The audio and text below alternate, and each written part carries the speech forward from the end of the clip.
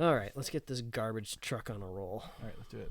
It's not a bird, it's not a plane, it's Superhero Slate. It's a modern podcast where we talk about everything that's great, like movies, TV, superheroes. It's Superhero Slate, oh yeah. Hello, everyone, and welcome to Superhero Slate, the show where we run down the latest superhero entertainment news. We love TV, movies, and superheroes, so let's talk it all out. My name is Chris Dillard. And my name is Mike Royer. And welcome to the long-awaited review of Zack Snyder's Justice League from HBO Max. I feel like a pack mule. I can't wait to get this off of my back so I can just like really stretch out and just, not be driven into the ground by the Snyder news anymore. But unfortunately, I think HBO Max got exactly what they wanted out of this. They've gotten so many weeks and days and news cycles of headlines, and they haven't stopped since Thursday. What's the new hashtag now? Restore the Snyderverse? Restore the Snyderverse or something like that. Or Zack Snyder's been doing the rounds for the press stuff, talking about Justice League 2 and 3 kind of thing. Yeah. I mean, even before we we jump into the review, and I'm sure we'll talk about this a little bit over the next couple weeks in our normal news episodes. I mean, with all of this hype and buzz around it, it is kind of crazy to think that there would be executives over at Warner Brothers not thinking about what's next, right? Would it exactly be a Justice League 2? I don't know, especially if it's maybe an HBO Max executive that's really kind of pushing this forward. Are we looking at like a mini series or like another special event? I don't really know, but yeah, after all is said and done, it does seem like this is not the end, and maybe this mule will get another bag of beans and rice slapped on its back, and I'm gonna have to head back up the hill in a couple months again. Yeah, well, it all depends on who's left in the DC universe by the time this is all said and done.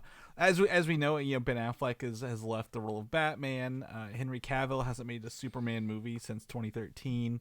And Ray Fisher is burning every bridge he has over there as fast as he can, it sounds like. So I mean, if they do, they're gonna have to get for that mule, get a carrot in front of it, Mike, and lure him back in, if you will. But yeah, this is kind of a roundabout way to say there's been a lot in front of this movie, right? This isn't like how we normally review a film, where we're just kind of going into it as fresh as we can. It's just a new experience, we even if it's a sequel or like the third or fourth installment, at least it's something new, something we haven't seen before. But like, we've literally seen parts of this before. Yeah. We knew the gist of what the story was going to be and all of that. So there's just I feel like I've watched a couple other people's reviews since Thursday. Actually, I think the review embargo was up even earlier of that in the week.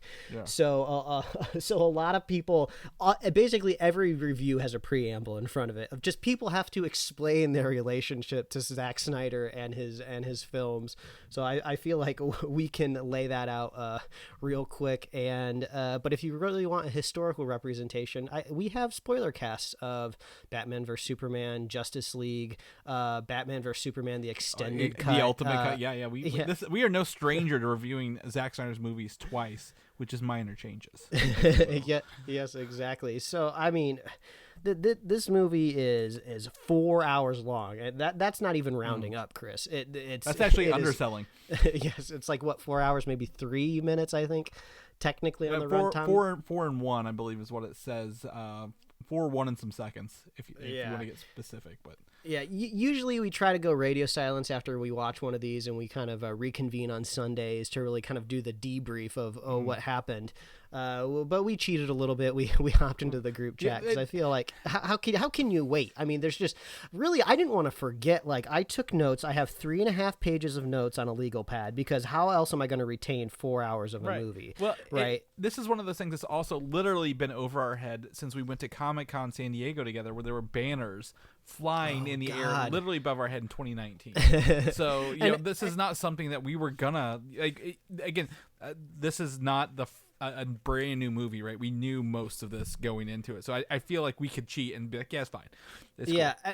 And I feel like I have to stress when we talk about this run time, some people will say like, "Whoa, you'll easily sit down on the couch and like binge like a series," but you have to understand that those are intentionally written to be accepted into chunks. And even if you do like stream them all together, and maybe you're on the couch like for 8 hours on a weekend, it's just mentally less taxing, especially if your series does not have a lot of speed ramping in it. That just really taxes your brain. So yeah, for me, I only took like one break right around lunchtime. So this was pretty much just straightforward all the way through, except for a sandwich break. Chris, what about you? I don't think we should necessarily delineate maybe spoilers or non-spoilers. Like, I mean, this movie, it's out there in the world. You can go stream it. You can go watch it. I don't know why on earth you'd be listening to this review if you want to watch it. The spoilers were 2017. If I was going to be completely honest, there may be a couple other things in here that'll surprise you, but I don't think they're enough to change your opinion on what the movie is one way or the other. Now, I did tell you I was very, very lucky enough this week to get my first COVID vaccine through my employer. And 24 hours later, this movie came out. And as I was watching it, I started getting those side effects that people talk about in the vaccine. Oh no, you're like, oh God, is this the Snyder Cut or is this the vaccine? Is this me like, dreading this? Is it, what is it? So I sat down at 7 p.m. Between 7 and 8 p.m. to watch it. My wife was watching it with me, but she wasn't very like, she's like, I'm not gonna stay for 4 hours. Like this is for you. And I'm like, that's fine. So I had like severe chills and like lightheadedness for most of this movie while I was watching it. Oh, that's perfect. That's exactly what you want going into 4 hours of this. Exactly. So I'm under a blanket, and mind you, it's like 60 degrees outside. So I'm under a blanket because I've got these chills, and I'm watching this movie. But I'm not giving up, Mike. I maybe went to the bathroom a couple times because you gotta stay hydrated when you're not feeling well. So that was it. I didn't stop. I went from point A to point B just full force. Nothing was slowing me down from watching this movie. Like nothing was gonna deter me from getting this done day one, like like most of the rest of the world was.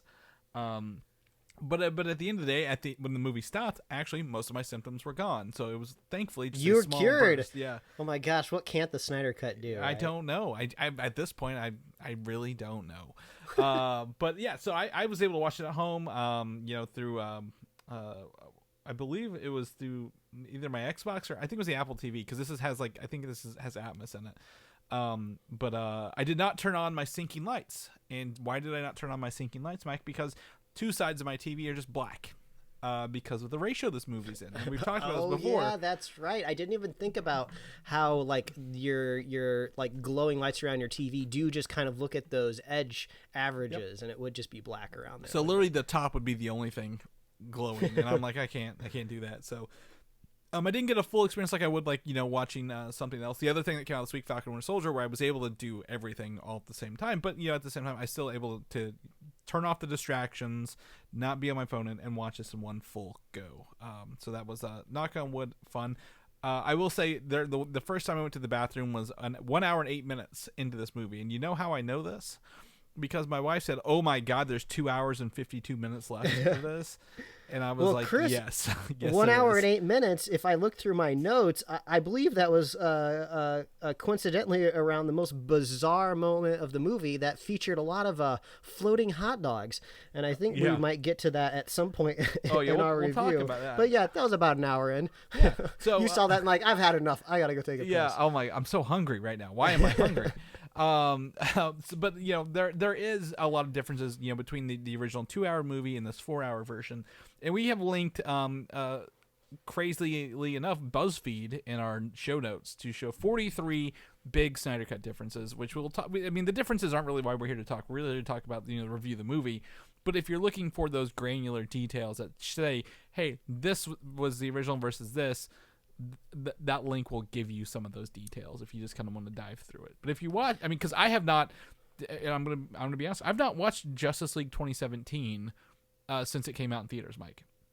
Yeah, it's been a minute. Yeah, we should probably preface that off the top of the review here. We kind of went into this fresh, going, okay, we're here to review a movie, right? As hard as it would be to kind of keep track of everything, we could have possibly watched the 2017 cut like the day before, tried to write down a summary of an outline, what happened, do our best to retain it, and then pause while we're watching a 4-hour cut to go like, okay, no, that changed.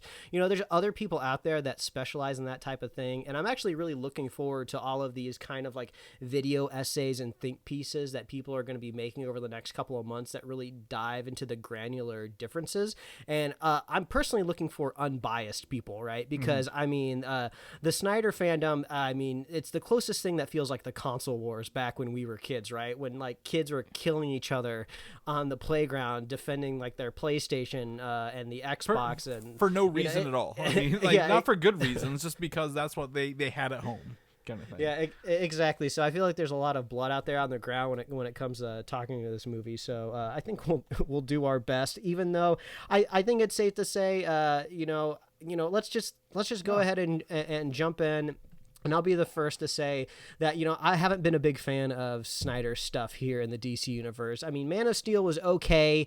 It was kind of comparable to like any other origin kind of modern superhero movie that we had seen around the time that it came out. It seemed like there was definitely room for improvement.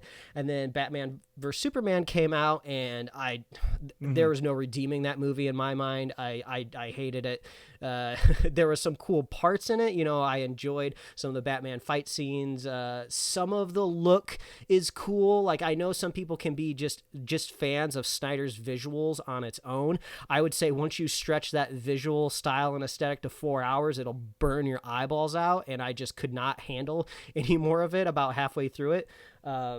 So we watched the extended version of Batman and Superman, and we both agreed that giving Zack Snyder a little bit more time helped the story overall, but I don't think it really moved the needle for either of us on the Batman extended cut. We still weren't fans of it, and surprise, surprise, the super extended Zack Snyder's Justice League, as it's literally called, not just the Snyder cut, pretty much the same experience. If you give him more time, he can develop a more coherent story, but it just didn't move the needle for me. I know, like we've just mentioned, these granular and major differences that you'll see in this film.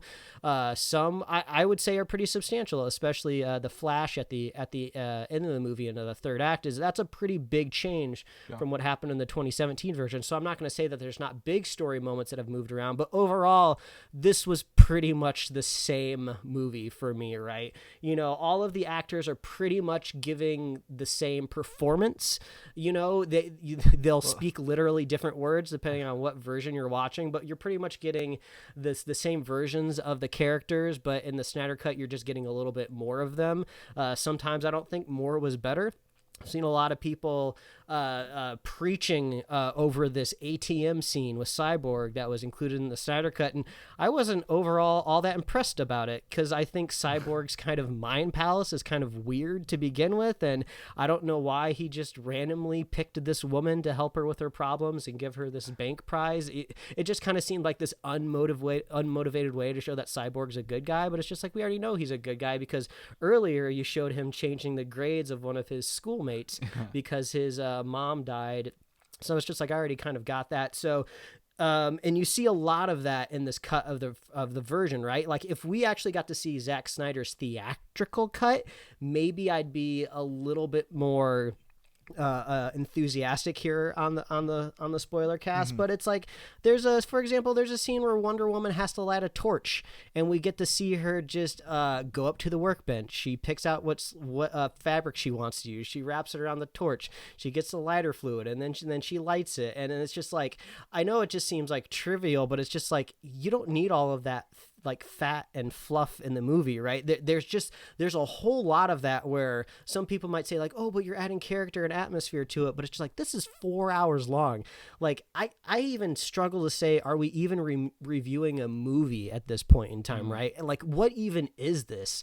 It's almost like we've been given a debrief of a crime, right? You know, I'm sure there's a lot of Snyder fans out there that would consider the Justice cut, which is something that's going around now from 2017 would be a crime, right? If you're trying to figure out what happened, if you're a lawyer or you're a detective, you get all the files, you get all the boxes, you're sifting through all of it. It doesn't matter how much of it is necessary or how much is not. You need it all so you can make it a definitive choice. And Chris, I'll give you credit because I was flabbergasted why this needed to be 4x3. I just thought it was insane, but it seemed very in tune with the kind of crazy decisions that Zack Snyder made. But you brought up a good point. I don't remember if it was last week or the week before, but you were just like, if you don't give the fans 100% what Snyder wanted to do, there's always going to be doubt in the background, right? So it's just like, just give everybody exactly what Snyder wanted, and then there won't be any more of these questions lingering out there, right? There won't be any more evidence boxes that we didn't get to look through, right? Mm-hmm. So we got to see it all laid out in front of us, and a lot of it wasn't necessary. Some of the parts, the file folders that we didn't get to see in 2017 are kind of interesting, but overall, me being the jury, if I'm really really glomming onto this court analogy here, I'm still voting guilty. This isn't a movie that I particularly liked. I don't think I'm ever going to watch it again. There's no way that I ever casually sit down and watch this for 4 hours. If I'm going to spend like an entire weekend dedicating myself to like a franchise, I'll probably just watch the Lord of the Rings extended cut because everyone agrees that those are amazing, and you're not going to find as much drama talking about those. But surprise, surprise, if you're fans of the Superhero Slate and you listen to us talk about Snyder's previous work, I don't think this is a big surprise over here. I know a lot of people really, really went head over heels for this. I'm curious how much their opinions will change, like kind of when the rose-colored glasses, get removed. We talk about that a lot on the podcast. But, objectively, this was technically better. So if you were already a fan of 2017's Justice League and just wanted some of the Joss Whedon stuff removed, you're improving. So that's kind of where I'm at right now. Chris, I want to hear what you think, and then we'll just start talking about all this crazy stuff that I took notes on. So I think when you say it doesn't move the needle, I guess that depends on how many notches are on this needle. Yes, I suppose. Out of five, probably not. But out of maybe 10 to 20, a couple. Not enough to round up, if I would say, because there are. If I remember from the previous one, which I don't very well, to be completely honest, it feels more, it's Joss Whedon, right? It's more campy, more comic booky, more, there's more laughs to be had at the expense of the film. And those have been removed for this moodier, darker take, right? This is R-rated, and we get scenes with blood, and we get the fuck word a couple times, if you will, throughout this. So does that make it better? Not really, but there are some richer, like deeper moments to some of these characters that we didn't get the first time. But the problem is, and Zack Snyder has the benefit of hindsight. He was able to, this is not the version that was on his computer when he left, right? I guarantee you this is not the version that was on his computer. Mm-hmm. He's had time to listen to fans and critics and film some extra scenes even, right? For some money to get this done and do more effects. And what can you do in effects? Change Superman's suit color, the entire suit color for, the back hour of the film. So, is this Zack Snyder's actual version he would have released 3 years ago? And, would it have some of the better moments? It's hard to say. I will say, to this movie's effect, 3.5 years ago, we had to be introduced to essentially half of the so-called Justice League in one movie, right? Mm-hmm. And with Superman being dead for most of it, technically 3/5 of the team. And that first one, it didn't really do anything other than, kind of, it felt like Iron Man, right? Where Nick Fury, Batman is Nick Fury, going around saying, hey, I've got a file on you. Do you want to join my team, kind of thing? And it was very, quick and rushed. And this one, it gives a little bit more, but, we've had another Wonder Woman movie since then, or maybe has both of them have come out since Justice League, right? Maybe I'm wrong. We've got an Aquaman movie in hindsight that we know more about him now. Now, does that help this movie because now we know those characters better? I don't know. That didn't really help him when this movie came out originally. I will say, there are scenes like The Flash. Like there are scenes in here that are long for no goddamn reason, and I agree with you. I'm gonna say The Flash's scene they put back in where he rescues an Iris West is irrelevant to the whole movie. Yes, he is. It's a slow motion scene to show all these cool effects and the powers of the Flash, right? But I think X-Men did it better with their version of Quicksilver, because it was actually relevant to what's going on, not just a showcase piece for his powers. I will say, Cyborg actually, I think, of all the rumors and all the speculation, he is a better character in this movie, all in all. And Ray Fisher does really good acting in that, and we get to see some of those benefits. I will also, say I don't think Darkseid was originally planned for this movie, at least to the effect that he is in this one. And the other character, was his name, Desaad, I believe. Those felt really, better about it, but it still felt like Thanos light. Like, I think even at the end of the movie, he's like, we'll do it the old way, which is essentially Thanos says, fine, I'll do it myself line, but in a different manner. I don't know. And then it's just, it needs better editing as well, I believe, if I could, from a filmmaking standpoint.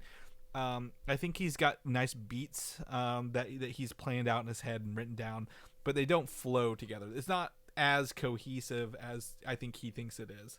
Probably because he's got a lot of this in his head as well. And the fans have now filled in some gaps along the way to make it better. But I'm just gonna go ahead and say in the epilogue, there's another nightmare sequence, a sequel or prequel nightmare sequence from the first Batman v Superman nightmare sequence. Why is this in there, Mike? I don't know. It's because he had a cool idea and didn't know what to do with it, so he just slapped it on as a dream sequence. Yeah, it's starting to feel like that there's this... I can't even keep track of it anymore, right? Because this is one thing that I don't remember if it was in the 2017 version or not, where I think Batman, or I guess Bruce Wayne, because he doesn't have the cowl on, is... I think he's chatting with Wonder Woman, or is he chatting with somebody else? I don't know, but he says, oh yeah, Barry showed up right here when I was sitting in this chair, and he told me to watch out for Lois or something like that. And I was like, oh, is this like kind of like this weird overarching story that Snyder's trying to introduce into this like franchise of like where things are still going to go bad no matter what they do? And then of course you got Barry on the team, so you can throw in time travel to retcon it if you need to. Yeah, exactly. I don't know where those are nice, cool things that are comic booky, but have no real relevance to the story, right? Like you just take it out, and I wouldn't notice at the end of the day. But honestly, it's again, there was no surprise in this movie, right? I mean, we already know the beats and the bullet points and how it was going to start and how it was going to end. And to me, it's like I said, it may move the needle a couple of. I feel like it as a whole, it is better, but that's because of the length. And I think my theory is, Mike, before I wrap up how I kind of feel here, I agree with you. We're in the same, like, mediocrity isn't, something you want to walk away with being called or being known for. But, was this movie technically the original Justice League 1 and 2 that Warner Brothers had planned? Because if you split this in half, at the halfway point is where Superman shows up, and they're like, we need to get Superman, right? Was this really Zack Snyder's 1 and 2, and they were letting him film 1 and 2, and they just squished it together into one movie kind of thing? It's a thought, because does this not feel like two separate movies, the first half and the back half? Yeah, I mean, it's definitely possible, Chris. So, but the first half is also the first two chapters are bogged down with so much exposition. I don't even know where to start.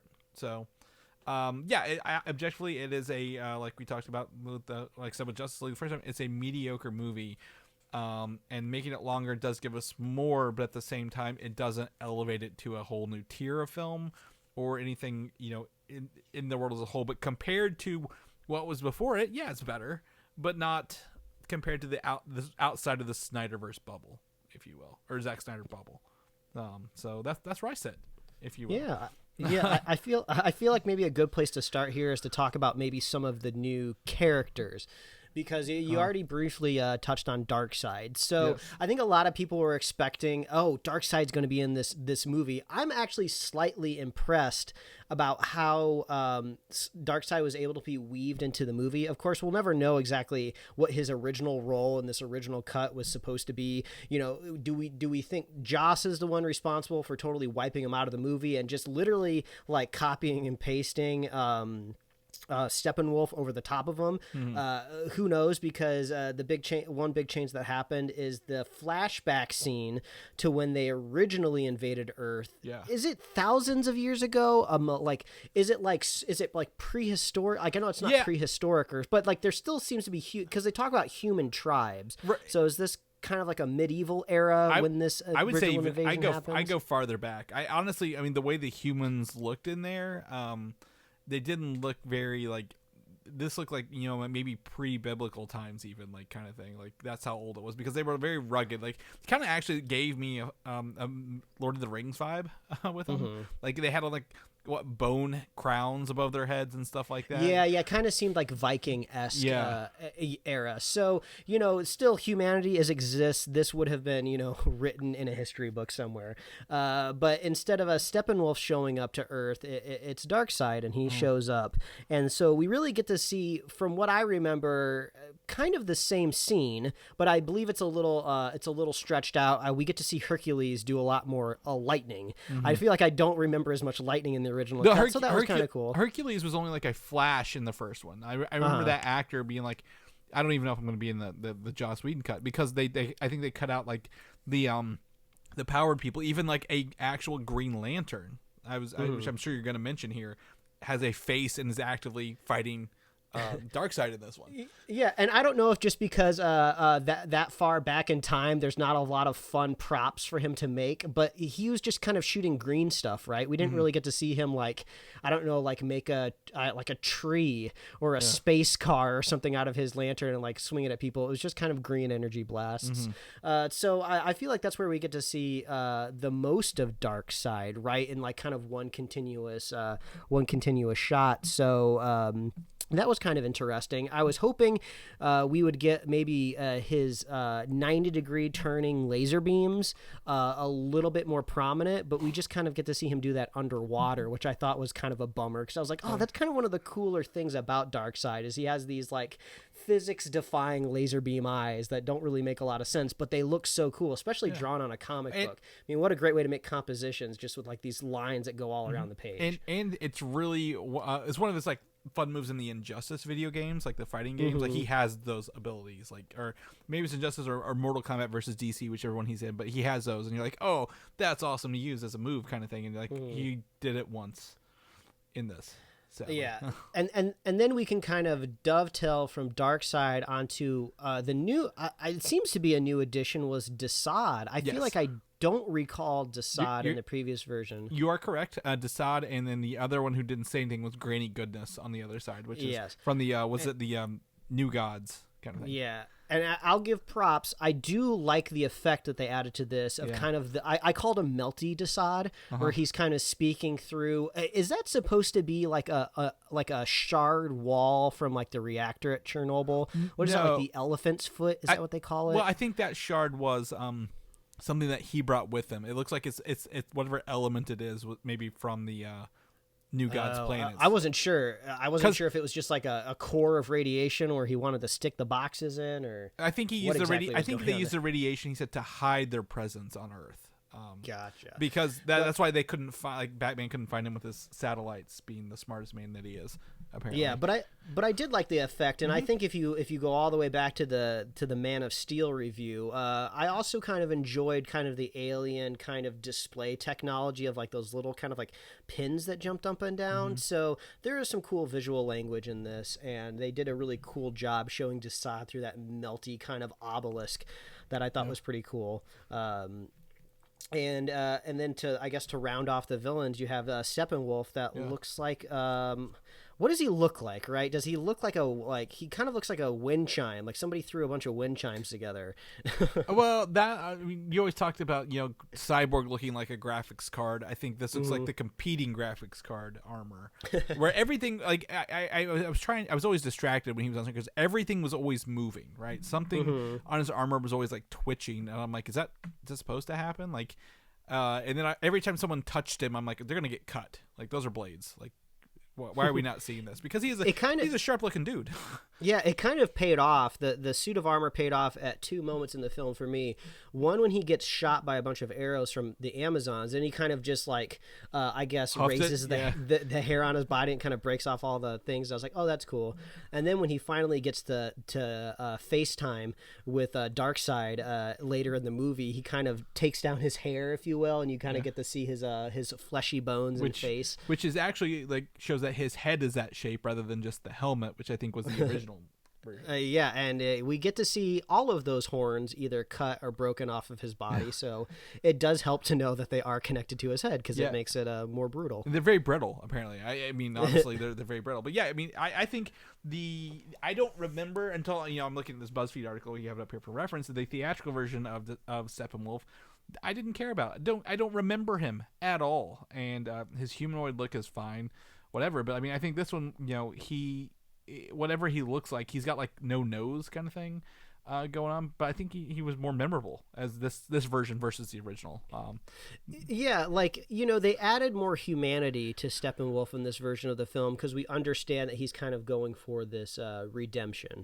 Mm-hmm. Yeah, he's got a purpose to actually be there for once. Yeah, but at the same time, the quest and goal is just the same kind of rote story that you see all the time in superhero movies, right? It's just like, oh, he wants to destroy the Earth. But also, here's my thing. Because it was originally Darkseid who was trying to merge the mother boxes and do the anti-life equation, which I'm sure we'll talk about more, on this planet, when Steppenwolf finds the boxes, wouldn't that mean that the equation is there anyway? Wouldn't they have already put two and two together rather than... I mean... now you have two MacGuffins in the film rather than just one. Yeah, exactly. Let's just talk about it since we're here already, because this is probably one of the biggest parts about the film that still drive me absolutely crazy. These mother boxes are insane. Mm-hmm. They make no sense. They do exactly what the plot needs them to do at any point in time. Yet they're so all powerful and all knowing that still, even in this cut, the humans only bury it 3 feet underground, and it's just like, really, you left that in there? It just shows that how dumb the humans were to begin with. Like, wow, they really rallied to fight off this alien invasion, and your ideal is just still to bury it a couple feet under the ground. And to put to that point, one of the notes I wrote down was and then because this must carry on through humanity, because Cyborg only buried it in a duffel bag 2 feet underground later on in a cemetery, but he had to open the goddamn duffel bag and show us it was a mother box. Like, we know you put that in there. Like, you opened the duffel bag to show us it's a mother box and buried it with it wide open. I'm like, this doesn't make any sense. I literally said that. I'm like, this doesn't make any sense. Why is this even in here? And the mother boxes seem to just awaken on their own and draws Steppenwolf directly to them. Like, he does not need to find, as far as I'm aware, he does not need to find where the Amazonian one is. It calls to him, and he just boom tubes over there. And they say in the story, now this was kind of interesting. I do like the idea of that. The mother boxes didn't start to call out until Superman died. Like, they felt this super strong Kryptonian presence, and they wouldn't call out until he was out of the equation and it was safe for these aliens to return and invade. But once you start to think about it just a little bit, that doesn't make any sense. Like, Superman has been on Earth for what, like maybe 30 years? Mm-hmm. So what about the thousands of years before Superman landed? It's why convenient, Mike. It's convenient. Why did those mother boxes like never call out? I don't get it. And if Superman is out of the equation, now why don't these other mother boxes call out? Why do they have to take hostages and interrogate to find out where they are? Well, one was also awoken earlier to make Cyborg, right? So like, would that also have been like, well, hey, they cover their base. They said when Cyborg was kind of created / brought back to life, whatever exactly happened there, Superman was technically still alive. Right. So that was covering their bases there.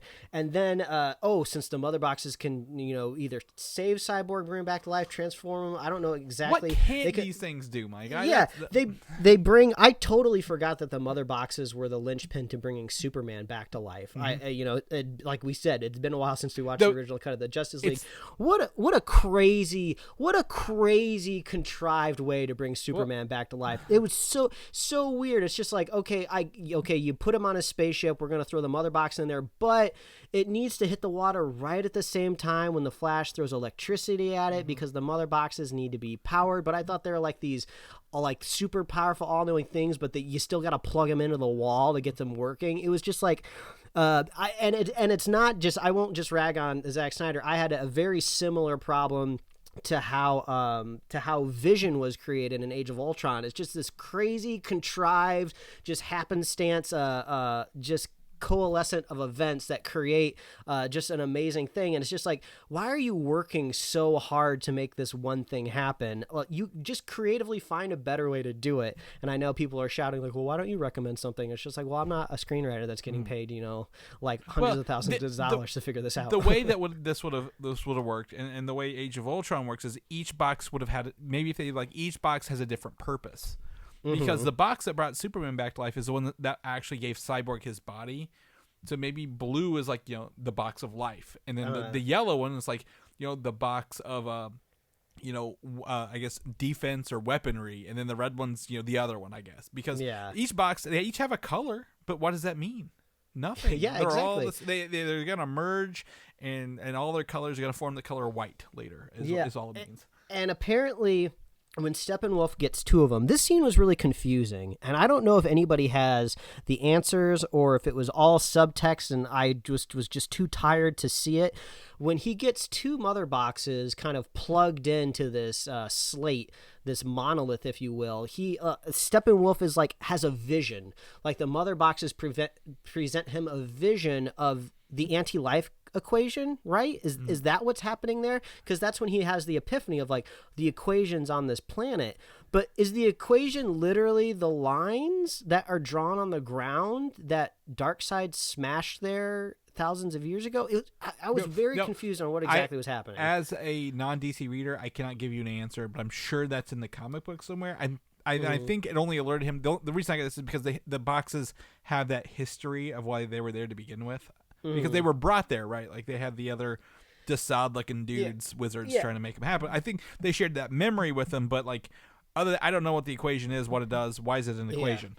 And speaking of these boxes being so all powerful, doing literally whatever the story needs them to do, have just been on Earth all this time, and Darkseid knew it, right? Like these were his go-to tools for conquering planets, and he gets his ass whooped for the first time ever. And I think only since then they claim that Earth and all of its heroes united are the only force to ever stop Darkseid from taking over a planet. Like, wow. How could you ever possibly forget that moment of like almost getting your head cut off with an axe? And since it's a rated R cut, we get to see all the blood come out of your body from the attack. And the first thing I thought of, you should have gone for the head. Maybe you could have taken him out permanently. He gets literally dragged onto his ship, like never feeling defeat quite like this. And he never thinks to just come back, or he never sends like more emissaries to the Earth to try to get it. And it's just like, why would you just leave these super powerful things just on Earth? And the story kind of makes you think that they almost forgot about it, right? It's just like, so I'm Steppenwolf, and I didn't know that the boxes were here until they called out to me. And it's just like, really? This isn't something your boss talks about all the time, like literally almost dying, or at least his maybe assistant, like, he's not all that powerful. He almost got his head cut off. It's just like, how can you not look at like these moments and go like, this was not thought through? Well, exactly. Like that's the editing, Mike, because I think, either they pasted Darkseid over the Steppenwolf scene originally or vice versa, but he almost died. His ships are the same ships he had when he came thousands of years ago, right? Like, it's not that he didn't have the technology and was just randomly picking planets. He knows, and everyone who escaped, he wasn't the only one to escape, right? He was dragged on by his team. Those people should know as well. Hey, this is where it is. And now thousands of years later, we have an army. This planet, they've still not taken off into space yet. We should probably go get them. And, they didn't get a Superman until 30 years ago? I mean, I agree. Like that was like a huge one. Like, you it's not a secret. Like, you literally had a huge battle and almost died. you should remember. Yeah, and I think the anti-life equation really kind of points to this idea of maybe this was going to originally be two movies, because why on earth would you put these two MacGuffins that are pretty much the same thing, right? Like, I know the anti-life equation has a lot more lore attached to it into the comic books, and there's a lot more story that you can derive from it, but the way this movie presents it, it sounds like the anti-life equation and the mother boxes do literally the exact same thing, right? You know, it seems like maybe the anti-life equation can do things at a broader scale, you know, kind of like when Thanos gets all the gems at once, but it's just like, it seems so tacked on. Steppenwolf just kind of starts the Zoom call and he's just like, oh, I found an anti-life equation, and it almost sounds like a made-up term, just because, you know, it's something that was kind of made so long ago in the comic books. It's such a nerdy kind of term to begin with. It just all sounded so cheesy. It's just like, hey, guess what, boss? It's so, and that's literally the same problem I had in the 2017 cut. Like these mother boxes. I mean, you can go on and on about how just movies in general will have these MacGuffins, but like, wow, what a bad way to handle this specific type of MacGuffin. And exactly, a MacGuffin that can do anything and everything that you need it to in the moment, and you have three of them, but they're indistinguishable from each other.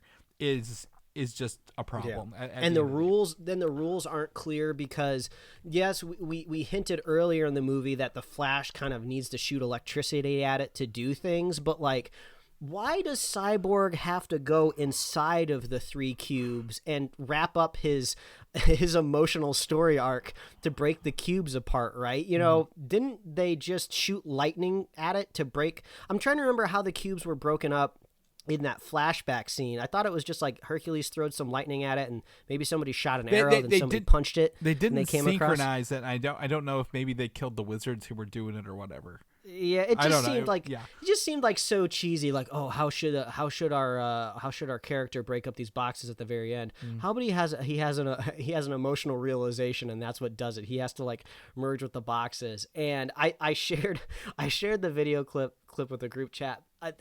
This has to be brand new visual effects, right? When Cyborg is watching his like family like morph into these weird ghosts.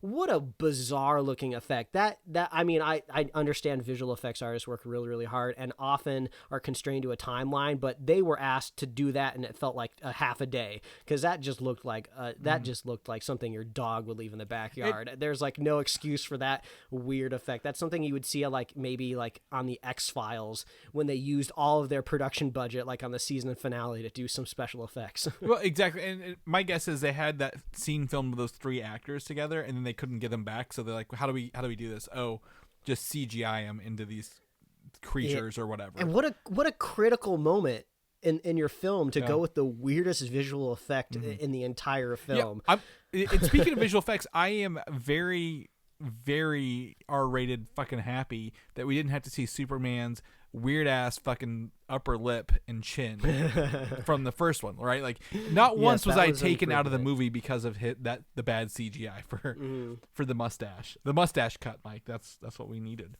here. Yeah, the blood hits are interesting too, right? Because with this rated R cut, you get to put blood wherever you want, and you get you get to have things look way more graphic. Like, there was a moment where an Atlantean is thrown up against a rock, and there's just like this blood smear left on the rock, and I was like, oh man.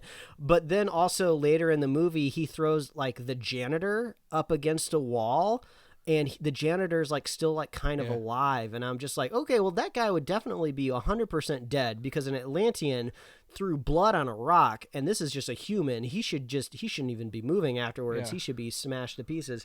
So you do run into a little bit of a problem. Well, I thought some of the cool stuff, you know, in the I hate the air bubbles, by the way, that they took out of in Aquaman, like the talk, which was great. But like, you know, when he was fighting in the Atlantis, you know, area, he was literally cutting them in half, and it was showing the blood. Like, you know, I was like, I kept like, oh, where's the sharks at? Are the sharks going to show up in a moment because there's blood? I don't know.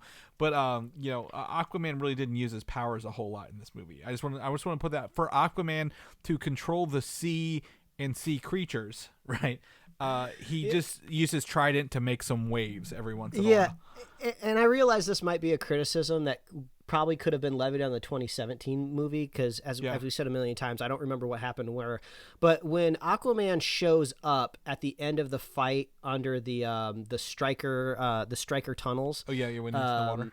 he stops the water from splashing on them. What a weird kind of anticlimactic move, right? Because it's just like these are all like superheroes, right? I'm not worried about Wonder Woman getting hit by a wave in a tunnel, right? I think she could easily swim out of it. Like, I know the Flash twisted his ankle, but he's fine. And even like the robot walker started walking up the wall, and it didn't even make it to the top. Like that scene just stopped when it went up like maybe like 30 or 40 feet, and then the water just stopped. I was like, what a weird story point to add in your movie. Like Aquaman shows up and stops the water for a couple seconds, but you don't really get away that much. Well, and then the next time we see them, they just happen to be on the surface. It's just a weird way to end the scene. Exactly. And honestly, again, we're not the writers, but it would have been better to have Aquaman there before, because what's his name? Steppenwolf blew the hole up, and then he goes out the hole, but Aquaman comes in the hole at the same time. I'm like, wouldn't it be better if Aquaman made the hole and it like shot it like all splashed on Steppenwolf, and Steppenwolf got scared? Everyone was there and went away. Like, it was definitely a weird thing. But I will tell you one thing I'm happy about. I didn't like the Russian family in the Joss Whedon cut, and they totally removed it from this one. I kept waiting for it. I'm like, when's that Russian family gonna show up here? And they didn't, which I think is when we talk about things being added, it's not the 2-hour one plus this. It's actually more like maybe an hour and a half of the original one plus all this stuff. And just to be completely honest, because I kept waiting for the Russian family, and then that stupid scene at the end where the Flash and Superman race each other. They didn't put that in there either. I want to talk about this because a friend of the show, Quentin Parker, we were all have a group chat about this movie because we all watched it Thursday. The damn Batman ship, the flying ship that he took in. Why is so much emotional weight put on this like basically bus? I don't understand it. Like the first time it's introduced, Bruce is just like, not even my brightest engineers at my multi-billion-dollar corporation could get this thing to fly. I'm like, oh man, this thing must be pretty freaking crazy, right? Yeah. And then Cyborg, a living machine that jacked into his other bat crawler, got it moving instantaneously. Yeah, he's like it's a software issue. I'm like, he shows up and he's just like, yeah, I can probably fix this thing. And then I believe there's another moment where somebody talks about, they're having problems getting it up and running. Batman is still trying to fix it later with Alfred, like for some reason. Yeah, exactly. And then you think it's leading up to this huge moment. It's just like, no, it's just a bus. It's just an Airbus that gets people around. It's just crazy, especially when you have just other modern superhero movies to kind of compare this to. Like in like I'm not trying to compare it to the Marvel universe, just like Xbox versus PlayStation. That's not what I'm trying to say. But like they easily put transport ships in those movies, and nobody blinked an eye or tried to question why it existed, right? Like, why do we need to justify the existence of this transport ship when he's got like a crawling like bat train that can walk up the wall? Like, you don't need to explain to me that this thing, it just seems to be a weird way to kind of slow them down, right? Like, oh, we got to put another hurdle for them getting onto on the other side of the planet, even though like, you can fly. Everyone can get to, and I told you this, everyone can get to the other side of the planet in a couple seconds except for Batman. So he is literally the slowest person slowing them down on the way to this. Well, he's a billion. He could get on a supersonic jet. He could just get on a normal jet and fly. He's probably got a bat plane. Yeah. And honestly, I'm like, I agreed with you. I was like, is this ship meant to like go to space kind of thing? Like, will this be like not the Fortress of Solitude? Was it the Watchtower kind of thing? Mm-hmm. Where it's supposed to go up in space and then they attack from space kind of thing? But no, it was literally just a bigger Quinjet. It shot some missiles at this big dome that was kind of like reminded me of like Stranger Things, if I was going to be completely honest. I have to say, what a pathetic dome. For a dome that was created by one of these all-powerful mother boxes, all it takes is Batman showing up with a couple like just normal human-made missiles, and he was able to get in and destroy that kind of tower. Yeah. Like, it's just one of these moments where it's just like the screenwriter realizes, oh, I have a team. Everybody needs to do something. So what are we going to do here? Like, oh, I guess Batman can take the dome down. I guess. The people who were they could have, literally every one of these people could have jumped out of the ship when he broke through the dome rather than wait for the dome to come down. They literally all could have just jumped out of the ship, right? Like, and been fine. Am I wrong in thinking that after everything they did? Like this plan, they took a lot of time to make this plan to attack, but it didn't really make a lot of sense. Yeah. Now this, I mean, I'm sure we're already stepping on a lot of toes for people that really like this movie, but I kind of miss the red vines that moved throughout the city, right? Because when they're making the charge, this assault on kind of like this main base, you know, in this version of the movie, it just looks like they're driving through like an abandoned town, and every once in a while, like a parademon shoots at them or picks them up or something. You know, in the previous version, you have like these radioactive like vines and stuff that are moving through the town. So at least there's a little bit more visual interest that they're kind of storming a castle that's unearthly, right? So I actually liked that addition in the previous version, and I was kind of sad that they were gone. Yeah, and there are still a lot of the same beats throughout the action. You know, my man, you know, kind of thing in the air. Aquaman going through the air. I do think it is time to talk about Superman in this, because we're not talking about it. And this is the part where he showed up. I actually enjoyed this version of Superman showing up than the other one. If I could be honest, because you know he took his sweet ass time to go pick the right outfit to fly to Russia. Why does he pick the black outfit? I'm sorry, I don't want to mean to cut you off. No, you're good. But besides it looking cool, I'll objectively say the black suit does look cool. But why does he put it on as opposed to just any other suit? Like, is there a reason that has to be black? As far as I know, I mean, unless I blinked or if I just had a stroke while watching this 4-hour cut, there doesn't seem to be a particular reason why it's black. Yeah, exactly. He walks through the Fortress of Solitude, his ship, right? And they show him all the different kinds of Kryptonian suits, right? He even sees the red and blue one. Then he chooses the black one for no real reason other than the fact that it looks cool. And that's not the type of character that he is, right? Now, if you're looking at even like a character in his own movie, like maybe somebody with a little bit more like attitude, right? Like you could totally see like Aquaman like picking a cool suit just because he wants to look cool, or maybe even Barry because he's wacky or goofy, or even if you jump universes and you talk about like Tony Stark, who would totally just put a different paint job on his suit just because he's going into like a final battle and he wants to look cool. But like Superman is such a Boy Scout. It's totally unmotivated, so it's just kind of like, and that's just like a theme for just like Superman in general, right? Because a big thing that still is not fixed in this movie, the last time we saw Superman in Batman vs Superman, everybody hated him. Everybody hated Superman, but now everybody loves him. Why? There's no reason why people should particularly fawn over this man now compared to how everybody treated him in the last version of Batman vs Superman. You're not wrong. And I think that has not changed. I think there would be two fixes to this issue. If he saw his red and black suit and it had the hole in it that he got from being stabbed, and he was like, well, I can't wear this. Oh, what's this one? Boom, black suit. Yeah. Or he goes to see Alfred, maybe Superman or Batman made him a suit.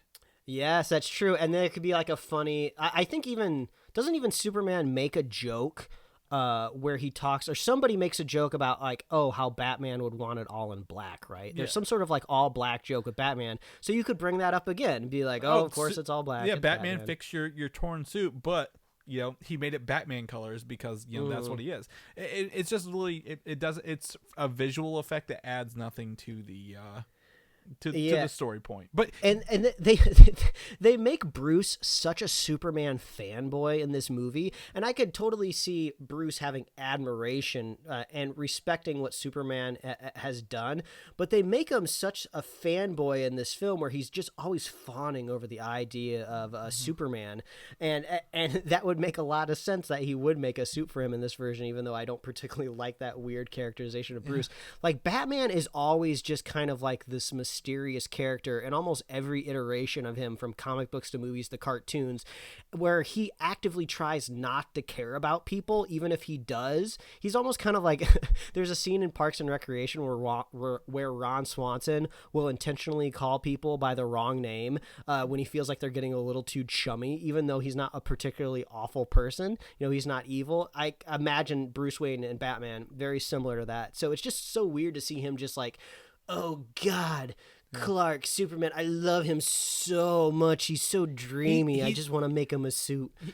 He's got cards in his outfit, playing cards. He's essentially the Coulson of this one. But yeah, exactly. But when he gets to fight Steppenwolf, actually, it feels more like they don't bring him back to lead the team. They bring him back because he's powerful enough to actually defeat this alien, right? And I think that was actually a good turn for the film, rather than, the other one was like, we need him to lead the team. Well, you're fine without him, obviously. He whoops all your asses. So having him be the person who essentially just takes an axe to the goddamn chest for Steppenwolf was great, because it was just cool to see him do that, because he saved Cyborg at the last minute. And I was like, it's probably gonna be Batman or something, but it was Superman. Yeah, it was really cool to see. If I remember the chain of events, Superman punches Steppenwolf towards the portal, right, and then Wonder Woman cuts his head off. And then he flies to the floor in front of Darkseid. I was like, that was pretty badass. I believe that did not happen. No. Yeah, in the Justice League 2017 cut. He got hurt and then was boom tuned back to wherever he was as he was dying. Yeah, maybe that was it. So I have to. I mean, I will honestly say when there are improvements, and that was cool. I liked that. Yeah. And then even Darkseid just like steps on his head, breaks his horn off, and I was like, yeah, that's pretty rad. It just goes to show you that Darkseid is a very very cruel leader. menacing person. I think the other thing I want to add is the Flash got some upgrades in this, being able to turn back time conveniently at a very very important moment of the film, right? Where he literally they were too late, and the mother boxes, what they do, they converged or whatever, and then he was able to turn back time by running towards them. He had a Hawkeye scenario there from Age of Ultron, where he got hit and then he's like, I need to heal. I'm like, how did he heal so fast? Like, but I mean, he has like he has a superhuman healing abilities, but I just thought the whole contrivance of him taking so long was a little silly, right? Like, I understand he needs to run in circles to build up speed, but they show us several times where the parademons are trying to shoot him from those big cannons, and they never hit him once, right? Because he's moving so fast. And even if you put yourself in Barry's shoes, he's running faster than he's really ever run. Everything would be super slow-mo to him. I would imagine he could really dodge anything, even like a parademon like laser cannon blast, right? So, and he just so happens to get shot by one just as he is about to run in there. It just seemed like maybe, like, of course we didn't really like him saving the Russian family in the previous version, but maybe if he was doing something else, like he went out of his way to kind of like save somebody or do something, and that's why he ended up getting delayed. The world, like he had to literally run around the planet, which would be an homage to the original Superman movie, where Superman went around the planet backwards to turn back time. I would imagine though that they're probably saving that type of skill later down the line, since they're still painting him as kind of a greener hero. Well, if you wanted to delay though, I think that would be like, oh, he's actually, he should be in like Manila by now or something. Like they say something where, like he's really running back to us, at the right time, and then he would have to turn back. He got to turn back time, and that was cool. I think he did it twice. Once for the mother box in Superman, and then once for this at the end. Yeah, but it felt like the one in the mother box was unintentional, right? Yeah. Like Barry, like it seemed like the audience was supposed to think like, oh, he didn't quite get there on time, but he's running fast enough to kind of move time back a little, kind of seeding the idea. Yeah, premonition, but like without explanation. I'm like, oh, you could have said something about this later. Yeah, and the time travel thing was pretty cool. Like I enjoyed the visual effect around it, except I don't know if this was a decision to make just because he had an R-rated cut, but like, really, Snyder, did you really need to show the nervous system and skeletal structure when you were turning back time? Like, it just seemed like very weird and gruesome. And I suppose maybe this is just his taste and flavor when you're watching a Snyder movie. I kind of got a weird feeling also when, like, it's just weird that you're digging up a body, even if it's Superman's corpse, right? Just the whole idea that Superman's body and coffin are just story points and props in a movie it just feels weird, right? Like I can't quite think of another example in a superhero movie where like the corpse of a hero was such like a pivotal moment. Like you see corpses of villains a lot, right? Because like it's easy to connect like, oh, dead corpse of the villain coming back to life, zombification and stuff like that. But even when they bring Superman back to life and he's like conveniently evil for a fight scene, until he sees her, it's just like, it was a very manual process. You think Bruce Wayne would be like, I got a machine that can do this real fast, because like, oh, we're gonna have the Flash and Cyborg out here digging a hole to uncover Superman, and I'm like, oh, this is while Aquaman and Wonder Woman, the two strongest people, watch from a distance. Like, you think there'd be another way. It was all for the scene, and that's where this movie really fails itself sometimes. It does it for a scene without any logic or reason behind it at the end of the day. And again, with for without trying to beat a dead horse here, because I mean, there are people who will enjoy this, there are people who dislike it. Again, I think it's just it needs more than just extra scenes to be a good movie at the end of the day. Yes, exactly. Also, if it takes 4 hours to get your feature to something that's comprehensible, I think you had problems way before you started filming, right? Yeah.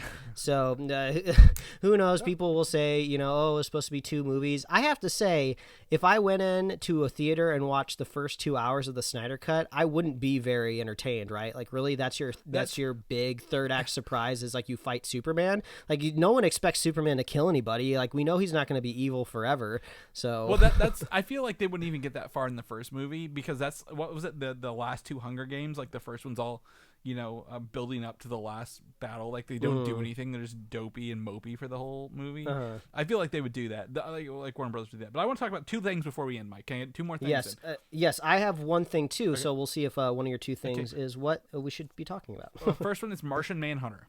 Yes, that's what I was about to say. Okay, perfect. Because the fuck happened with that? That's out of nowhere. We're tacked on, like, when Martha shows up to talk to Lois, I was like, oh, okay, this is a scene where I can kind of just check out for a couple of moments, and then he steps out, and I was like, oh, why are her eyes glowing red? I don't remember this in 2017. What is happening? Yeah. And then I was like, oh, Martian Manhunter. That was kind of fun, even though it doesn't really pay off to anything, and the visual effect to me, I didn't really like the look of Martian Manhunter for my personal preference, what they went with, but it was kind of fun to see a brand new character. I totally forgot that he was even going to be in this cut of the film, so I was like, oh, this is fun, and then the scene was over, and I was like, okay. Well, that one I could do without, right? That could have been Martha, and I'd been fine. The one at the end was definitely interesting. That's the Nick Fury. Some people call me Martian Manhunter. They call me the Martian Manhunter. Like, it's like, okay. Who calls you that? Nobody calls you that. Like, nobody knows thought you're here. Why would they call you that? Yeah, if I remember correctly, his name's John, right? John, like, that's kind of his human name. Yeah, like, it's just like people could say, like, oh, people call me John or something like that. My name's John Johns. People call me Martian Man. That was just really cheesy. Yeah. So I mean, it was cool that he was in there. And Harry Lennox is a great actor. He's been across all 3 Superman movies. So that in retrospect, that's fun to know that he's been that character the whole time. But yeah, the middle of the movie was weird. The end one was fine. I think that was perfectly fine. Like, that's the one where you're like, oh, hey, you've now made a noise across the universe kind of thing, right? That's the Avengers ending, right? So, but the other one is the actual scene right before that, which is the nightmare sequence. The nightmare sequence. The nightmare this is the prequel. Yeah, this is the. I mean, I don't know if it's even a theory or if it's already pretty obvious, but this seems like this was supposed to be maybe like a post-credit scene. This is kind of an idea of what Snyder wanted to do with the franchise moving forward. That's my guess. It maybe the third. If this was Justice League 1 and 2, the third one would have been the future, right? Like some of it, like they it's been half like Days of Future Past, half the movie in the future, half the movie in the past. Yeah, trying to reconcile something. Yeah, and supposedly we would have had a Flash movie before this, like, this Nightmare Justice League movie, so that could have possibly set stuff up, because they were still trying to pivot themselves into like an MCU type of framework where we were going to be setting up other movies that lead into these other big ones. So there could have been other stuff happening here. It was kind of crazy because we got to see the post-credit scene, which isn't a post-credit scene anymore. Now it's an epilogue scene of Deathstroke showing up on Lex's boat. And then all of a sudden, now he's one of the good guys in the nightmare scene. I was like, "What is happening here?" He's got a thinner mohawk, and he's here. And this is I didn't know this at the time. It sounded weird, but Mara in the original one had an English, like an American accent, and now she has an English accent in this movie. Yeah, and like I asked my wife because she's a little bit more up on the Amber Heard situation because of all the Johnny Depp drama. So I was just like, babe, is Amber Heard English? And she Googles it. She's like, she's from Texas. And I was like, oh, what? So that means it was like a conscious decision at some point. She's like, can you be English? It seems a little bit more regal and royal. Well, they redubbed her scenes in the air bubbles with the British accent. Now, is she British in the Aquaman movie? No, because I just watched that recently. Right, she's very American. Exactly. So what the hell? Like, which one is it? Like, is this real or not? Like, what timeline? It like there's so many details to talk. I mean, like we said, we don't want to harp on it too much. But even like the lore of the Atlanteans contradicts itself in this own movie because somebody makes a brief mention of how Arthur is kind of like this hybrid of human and Atlantean, and that's what makes him able to breathe out of water, right? But then there's scenes where you see Atlanteans pulled out of the water, like on the surface and the beach, and they're not struggling to breathe at all, and they're supposed to be full bred. And I know that that kind of contradicts the notion of the Aquaman movie, James Wan's movie, and that's fine. He's allowed to kind of like rechange things if you want. But even in Snyder's own movie, he can't figure out who and who isn't supposed to breathe on land in his own movie. Well, they all make air bubbles. They all, even when Mara was talking to her, like, well, I'm not saying it's right, but like even when she's talking to the guard, she has to make an air bubble every time. Like they haven't learned how to talk underwater. Oh, and I didn't catch this. I don't know if this is in Joss's version, but when they talk in water, they're making like little whale sounds. They're going like cheep cheep. Yep. And I was like, oh, this is so weird. So I guess this gives me even more praise towards James Wan for, good job getting rid of that. Fixing the little details. Yeah, you made Aquaman's universe a lot more tolerable. Yes, but this Nightmare prequel gives us the much swooned over Jared Leto Joker. The Joker stuff. Oh God, Chris, I read a headline on Thursday that said the Batman Joker interaction in the Snyder Cut is the best conversation Batman has ever had with a Joker in the history of Batman lore. Like, really? Because Batman says the F word once to him? It's just like... They talked about how they killed each other's, like, one, I killed Harley Quinn, and I killed a Robin. So. Don't say another word. Don't go there, or I'll say the F word. It's just like it was intense, and it was interesting because it was just so different from the other stuff that we were watching in the movie. But like some people just like went way over the edge. I saw somebody saying that like I would give credit to anybody who wants to say that this is possibly the best DC superhero movie. Right? I do not agree with them at all, but I could see where they're coming from when they're making their rankings and making their list, right? But I saw somebody go as far as to say the best superhero movie of all time. Of all time, Zack Snyder's Justice League, the best superhero movie of all time. Was it's time just Thursday? Because you don't even have to leave Warner Brothers Studio to find a better movie. I don't even have to pick one that's in this like DC extended universe. I mean, come on, do you forget about Nolan's like The Dark Knight, the thing that kind of set a lot of this stuff off? The original Superman, Batman '89. Like, they may not be something you go to now, but those are still good movies.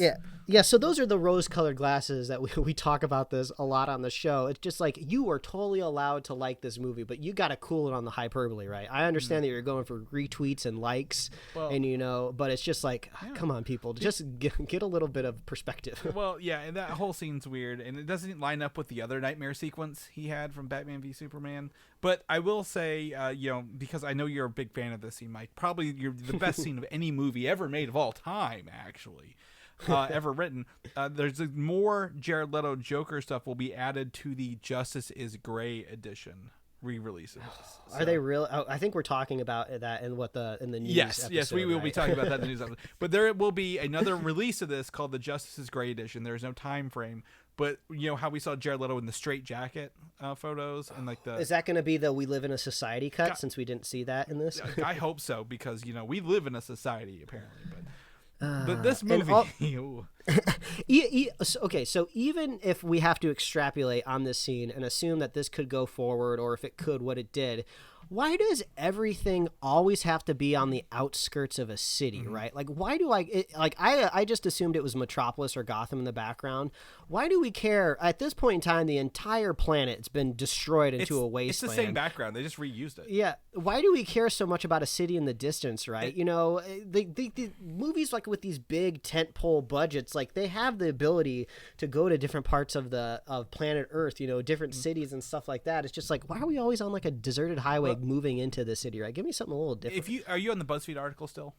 If you go down to number 33, even the cyborg scene in the mother boxes uses the same background. Literally, it's the same background for everything. I suppose I think that's all supposed to be an allusion to the premonition. But it's the same background. Like that's the same one with the city. To the left is the city, kind of thing. Like we didn't want to make anything new for this. We saved some money here, guys. It's fine. Let's calm down. So I don't have anything else to add to this. I mean, it's out there. It's fine. The world didn't end for us, but also it didn't really change our world, if you will. Yeah, I mean, I have to, like I said at the top, HBO Max got everything that they wanted out of this. We even thought maybe they're even being a little silly, dropping this on a Thursday, the day before Falcon and the Winter Soldier were premiering. And I have to say, I think they stole the news cycle. I know we're going to talk about Falcon and the Winter Soldier a little bit in the news episode that we have coming up, but as I'm looking at my timelines, at my social feeds, for every one person talking about Falcon and the Winter Soldier, there's 5 people talking about the Justice League. Now, whether it's pro or con, that's different. But at HBO Max for this weekend, they're definitely getting what they paid for. Yeah, but the biggest thing is going to be longevity. Will the Snyder cut have longevity? Is my question. Not necessarily. I totally agree. I totally agree. Yeah. But since it's all just like streaming numbers, did they get new subscribers off of this or not? Well, we'll all see when those Kong versus Godzilla numbers come in. Yeah, I guess. All right, Mike. So let's wrap this up here. If people want to know more about what you're doing, where you're at, where can they find you at? Well, they can find me at Mike Royer Design on Instagram, Twitter, and TikTok. And you can read my webcomics at pickledcomics.com. Chris, if people want to catch up with you, see what you're doing, where can they find you? You can find me on Twitter, Valdan, Valdan, or Instagram, Valdan87. If people want to know more about a show, listen to our regular news episode, not just our review episode here of Justice League, where can they find us at? Oh, all you got to do is visit superheroslate.com. That's the best place to find all the avenues we host our show. You can get our upcoming release calendar over there to see all the movies and when they're supposed to be coming out. That shifts and changes a lot. So we have just a nice, simple text-based list. You don't have to deal with any pop-up ads. We're not trying to get you to subscribe to a newsletter with an annoying little overlay. It's just a nice text list where you can kind of plan out your years ahead accordingly. I find it very helpful at superheroslate.com. You can find us on Apple Podcasts, YouTube, Spotify, wherever else you love to listen to fine podcasts. You can get us there. Like us on Facebook, follow us on Twitter and Instagram, and you can get merch at superheroslate.com/store. We love hearing from you. Please reach out. We know you have Snyder Cut opinions. There's not a person on this planet who listens to this podcast that doesn't have a Snyder Cut opinion. So reach out. Let us know what you thought about the film. We want to know, did it move the needle for you? We got to know. So please reach Get out. yourself a full we tank. love Yeah, so we love our super fans. So if you want to be a super fan of the show, all you got to do is share the show with a buddy, share the show with a friend, wear your mask, socially distance, please get your vaccine, and we'll all be back to the movie theaters eventually, and who knows, maybe you'll be seeing another Snyder film in the theaters. But, yeah, there you go. All right, well, we'll catch you guys on our news episode. All right, bye, everybody. Thanks for listening, and don't forget to subscribe. After 6 fucking years, Mike, it takes one Justice League re-release to really ruin it.